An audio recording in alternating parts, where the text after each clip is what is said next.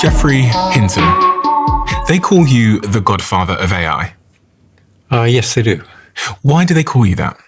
There weren't that many people who believed that we could make neural networks work, artificial neural networks. So for a long time in AI, from the 1950s onwards, there were kind of two ideas about how to do AI.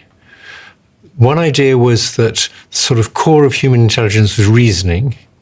And to do reasoning, you needed to use some form of logic. And so AI had to be based around logic. And in your head, you must have something like symbolic expressions that you manipulated with rules. And that's how intelligence worked. And things like learning or reasoning by analogy, they'd all come later once we've figured out how basic reasoning works. There was a different approach, which is to say, let's model AI on the brain, because obviously the brain makes us intelligent. So simulate a network of brain cells on a computer and try and figure out how you would learn strengths of connections between brain cells so that it learned to do complicated things, like recognize objects and images or recognize speech or even do reasoning. I pushed that approach for like 50 years. Because so few people believed in it, there weren't many good universities that had groups that did that. So if you did that, the best young students who believed in that came and worked with you. So I was very fortunate in getting a whole lot of really good students. Some of which have gone on to create and play an instrumental role in creating platforms like OpenAI. Yes, so Ilya Sutskever would be a nice example, a whole bunch of them. Why did you believe that modeling it off the brain was a more effective approach? It wasn't just me believed it. Early on, von Neumann believed it and Turing believed it. And if either of those had lived, I think AI would have had a very different history. But they both died young. You think AI would have been here sooner? I think the neural net approach would have been accepted much sooner if either of them had lived. In this season of your life, what mission are you on? My main mission now is to warn people how dangerous AI could be. Did you know that when you became the godfather of AI? No, not really. I was quite slow to understand some of the risks. Some of the risks were always very obvious, like people would use AI to make autonomous lethal weapons. That is, things that go around deciding by themselves who to kill. Other risks, like the idea that they would one day get smarter than us and maybe would become irrelevant, I was slow to recognize that. Other people recognized it 20 years ago. I only recognized it a few years ago that that was a real risk that might be coming quite soon. How could you not have foreseen that if with everything you know here about cracking the ability for these computers to learn similar to how humans learn and just, introducing any rate of improvement? It's a very good question. How could you not have seen that? But remember, neural networks 20 or 30 years ago were very primitive in what they could do. They were nowhere near as good as humans at things like vision and language and speech recognition. The idea that you have to now worry about it getting smarter than people, that seems silly then. When did that change? It changed for the general population when ChatGPT came out. It changed for me when I realized that the kinds of digital intelligences we're making have something that makes them far superior to the kind of biological intelligence we have. If I want to share information with you, so I go off and I learn something, and I'd like to tell you what I learned. So I produce some sentences. This is a rather simplistic model, but roughly right. Your brain is trying to figure out, how can I change the strengths of connections between neurons so I might have put that word next? And so you'll do a lot of learning when a very surprising word comes, and not much learning when it's a very obvious word. If I say fish and chips, you don't do much learning when I say chips. But if I say fish and cucumber, you do a lot more learning. You wonder, why did I say cucumber? So that's roughly what's going on in your brain. I'm predicting what's coming next. That's how we think it's working. Nobody really knows for sure how the brain works. And nobody knows how it gets the information about whether you should increase the strength of a connection or decrease the strength of a connection. That's the crucial thing.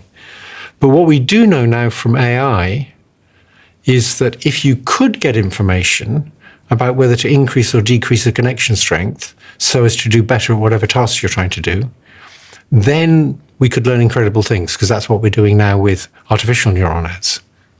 It's just we don't know for real brains how they get that signal about whether to increase or decrease. as we sit here today, what are the big concerns you have around safety of AI? If we were to list the top couple that are really front of mind and that we should be thinking about. Can I have more than a couple? Go ahead. I'll write them all down and we'll go through them. Okay, first of all, I want to make a distinction between two completely different kinds of risk.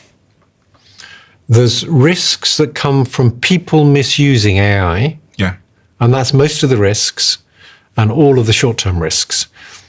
And then there's risks that come from AI getting super smart and deciding it doesn't need us. Is that a real risk? And I talk mainly about that second risk because lots of people say, is that a real risk? Mm-hmm. And yes, it is. Now, we don't know how much of a risk it is. We've never been in that situation before. We've never had to deal with things smarter than us.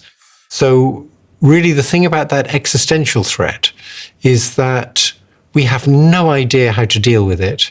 We have no idea what it's going to look like. And anybody who tells you they know just what's going to happen and how to deal with it, they're talking nonsense. So we don't know how to estimate the probabilities it'll replace us. Some people say it's like less than 1%. My friend Yann Lecan, who was a postdoc with me, thinks, no. We're always going to be, we build these things, we're always going to be in control. We'll build them to be obedient. And other people, like Yudkowsky, say, no, these things are going to wipe us out for sure. If anybody builds it, it's going to wipe us all out. And he's confident of that.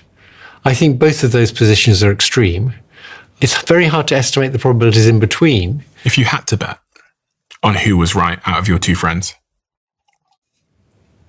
I simply don't know. So if I had to bet, I'd say the probabilities in between, and I don't know where to estimate it in between. I often say 10 to 20% chance they'll wipe us out. But that's just gut, based on the idea that we're still making them, and we're pretty ingenious. And the hope is that if enough smart people do enough research with enough resources, we'll figure out a way to build them so they'll never want to harm us. Sometimes I think if we talk about that second path, sometimes I think about nuclear bombs and the invention of the atomic bomb and how it compares. Like, how is this different? Because the atomic bomb came along and I imagine a lot of people at that time thought our days are numbered. Yes, I was there. We did. Yeah. But we're still here. We're still here, yes. So the atomic bomb was really only good for one thing. And it was very obvious how it worked. Even if you hadn't had the pictures of Hiroshima and Nagasaki, it was obvious that it was a very big bomb that was very dangerous. With AI, it's good for many, many things.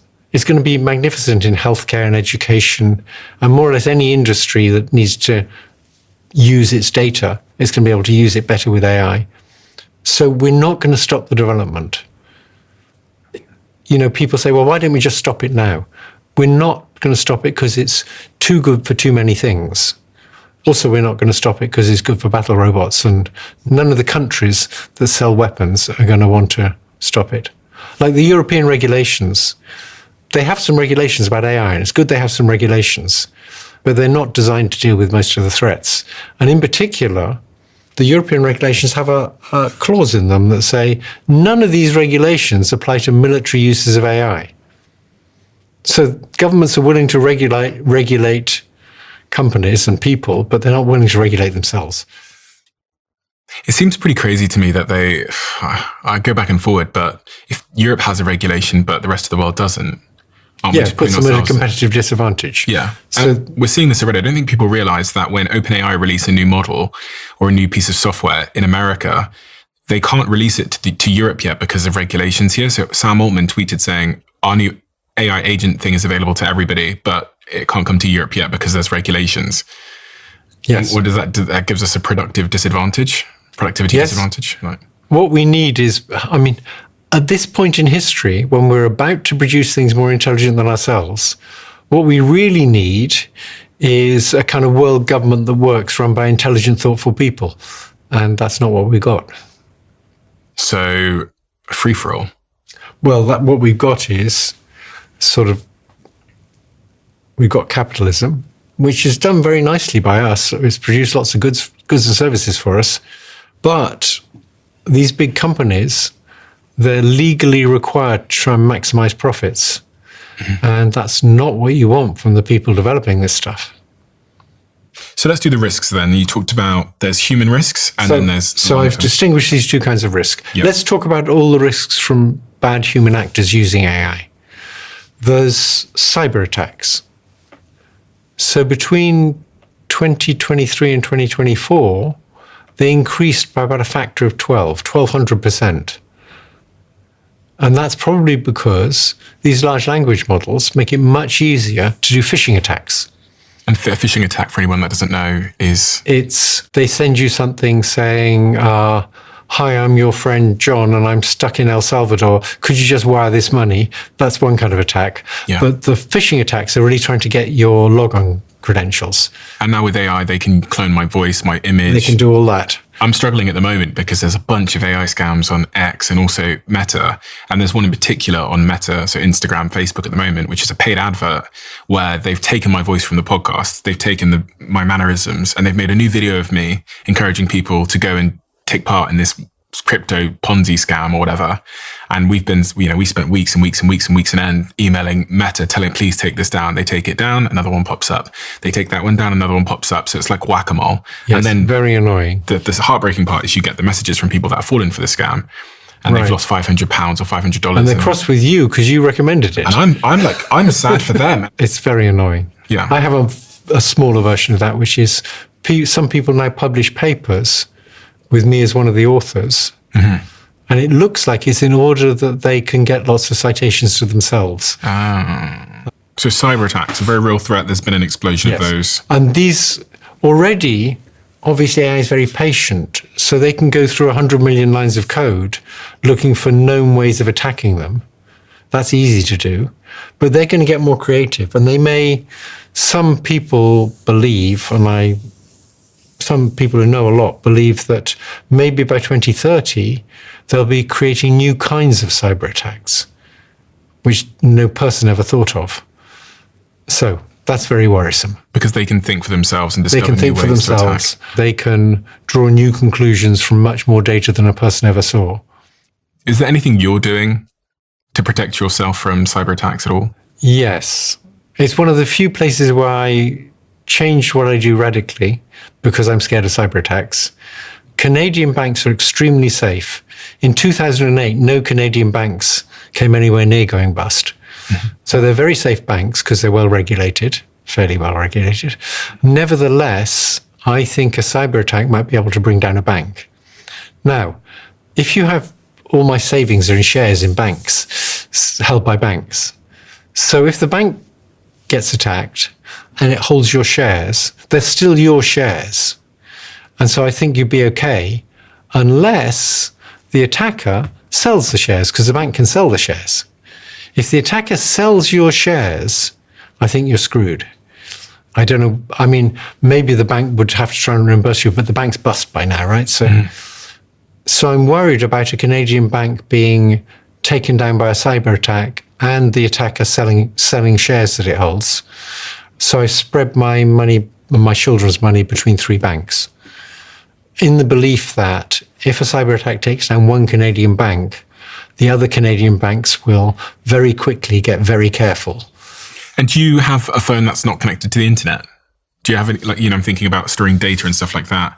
Do you think it's wise to consider having cold storage? I have a little disk drive and I back up my laptop on this hard drive. Mm-hmm. So I actually have everything on my laptop on a hard drive. At least, if the whole internet went down, I had the sense I still got it on my laptop and I still got my information. Yeah. Then the next thing is using AIs to create nasty viruses. Okay.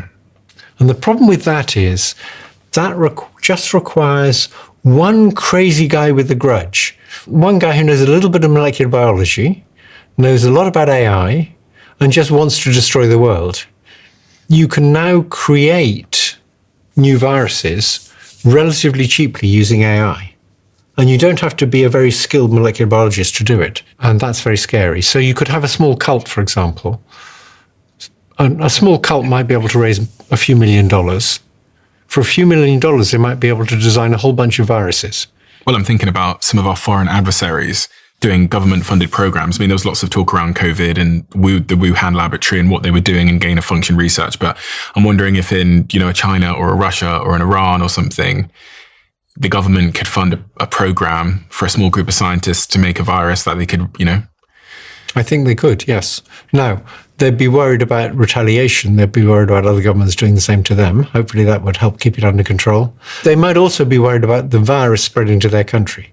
Okay. Then there's corrupting elections.